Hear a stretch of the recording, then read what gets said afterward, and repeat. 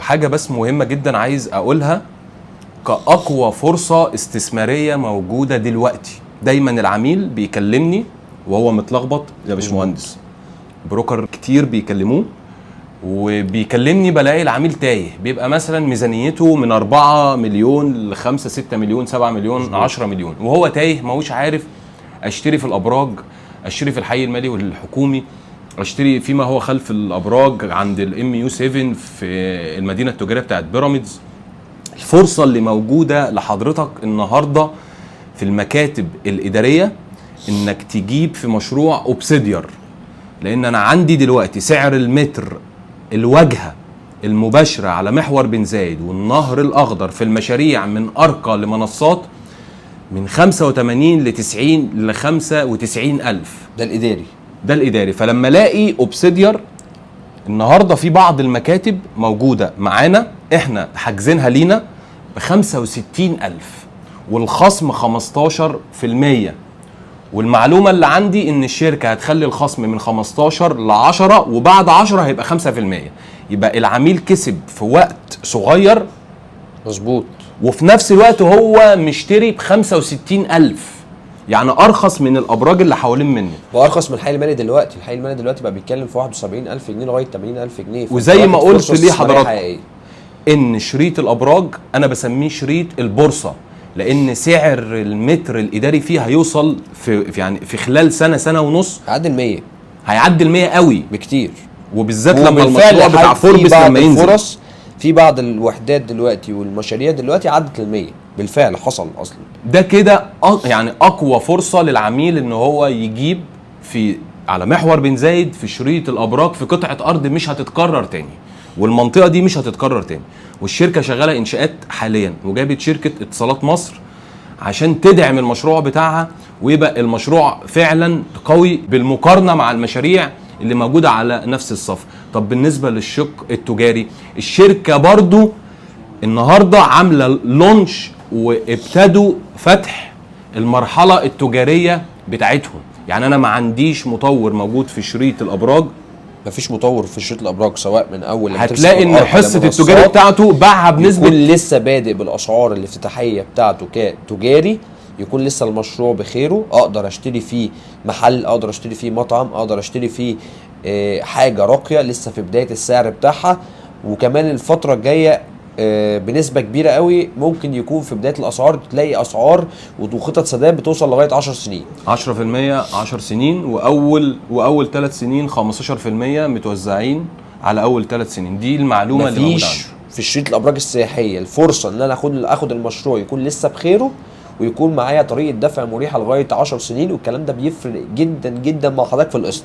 لما تقسط على 6 سنين و7 سنين و8 سنين غير لما تدفع اقل مقدم وتقسط على 10 سنين، فانت هتاخد فرصه استثنائيه، هتكسب مكسب كبير. كمان الفتره الجايه احنا بنحاول نوفر للعملاء بتاعتنا افضل الفرص الاستثماريه الحقيقيه، فان شاء الله احنا بنحاول بدل ما حضرتك تخش لوحدك نجمع 2، نجمع 3، نجمع 4 مع بعض، نحاول نجيب لك قيمه اضافيه للوحدات بتاعتك.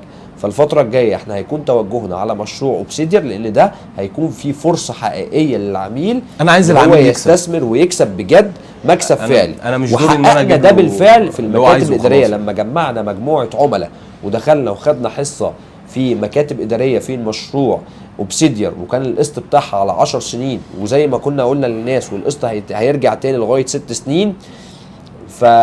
نفس الفكرة ان شاء الله هنحاول نحققها على قد ما نقدر في التجاري بتاع اوبسيديار. العميل احنا هنحاول نساعده على قد ما نقدر. انت عندك فرصة حقيقية بجد ان تقسط لغاية 10 سنين، 10% و15% متوزعة على 3 سنين، فانت فعلا هتكسب مكسب حقيقي. بداية سعر خطة سداد مش موجودة في السوق العقاري، وده دورنا ان انا اقدم لك قيمة اضافية ويكون وجودي معاك يحقق لك اكبر نسبة خصم، وكمان يحقق لك الاختيار حاجة اعرف اشغلها لحضرتك، واعرف كمان اعمل لك اعادة بيع لما تكون حابب تعمل اعادة بيع. التجاري بتاع اوبسيديار معظم المطورين اللي حوالين منه بايعين حوالي 75 او 80% من التجاري بتاعهم، فالحلو بتاعهم اتاخد، فانا العميل يقدر تاخد بواقي بس، والعميل يقدر انه يختار زي ما هو عايز، دور ارضي او دور اول او دور تاني، عندي هايبر، عندي جيم، عندي كيدز اريا، عندي بنك، عندي يعني عندي الشارع الفاصل ما بين مشروع اوبسيديار و31 نورث. انا عندي شريط مطاعم على مدخل الداون تاون، ده شارع رئيسي على مدخل الداون تاون بخلاف محور بن زايد.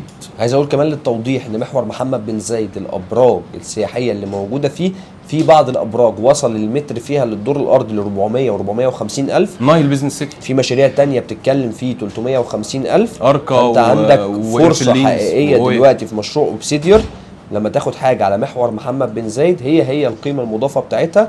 مشروع راقي جدا، مشروع اللوكيشن بتاعه كاشف معاك المحور المركزي، كاشف معاك فندق الماسا، كاشف معاك ال20 برج بالبروج الايقوني، موقعه قوي جدا. الشركه كمان بتنفذ على ارض الواقع دلوقتي في الوقت الحالي، عايزه تسبق المعدل الزمني بتاعها زي ما عملت في المشروع بتاع كابيتال دبي مول. ففعلا العميل هيلاقي وهيجني ثمار الحاجه اللي هو لما يستثمر ويحط فيها فلوسه في مشروع زي اوبسيديار، وخصوصا التجاري لسه بكر، لسه في البدايه.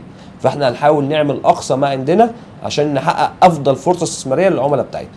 العملاء اللي اشترت معايا في اوبسيديار الحمد لله ربنا كرمهم، اللهم لك الحمد، كلهم موجودين عندي بيتواصلوا معايا باستمرار، ببعت اي ابديت خاص باي تفاصيل جديده في الشركه ليهم. مفيش عميل بفضلك يا رب يشتري عن طريق اسلام الشاعر او المهندس محمود الحسيني غير لما لازم باذنك يا رب ربنا يجعلنا سبب ان هو يكسب ويحس ان في فرق، ان هو مشي مع الناس ديت واختارهم من وسط كل شركات التسويق. فدايما بحاول ان انا اكسب العميل. الموضوع مش ان انا اجيب لك النهارده وحاجتك فيه زيها بكره وبعده وبعده، لا، انا عايز اجيب لك النهارده بس ابقى متاكد انك في الشهر ده في حاجه هتكسبك في المشروع. ده بيبقى دوري، وان شاء الله نكون عند حسن ظنكم. واللي محتاج انه يعرف تفاصيل اكتر يقدر يكلمني في اي وقت، انا والمهندس محمود احنا تحت امركم 24 ساعه. شكرا جدا لكم، شرفنا بحضرتك.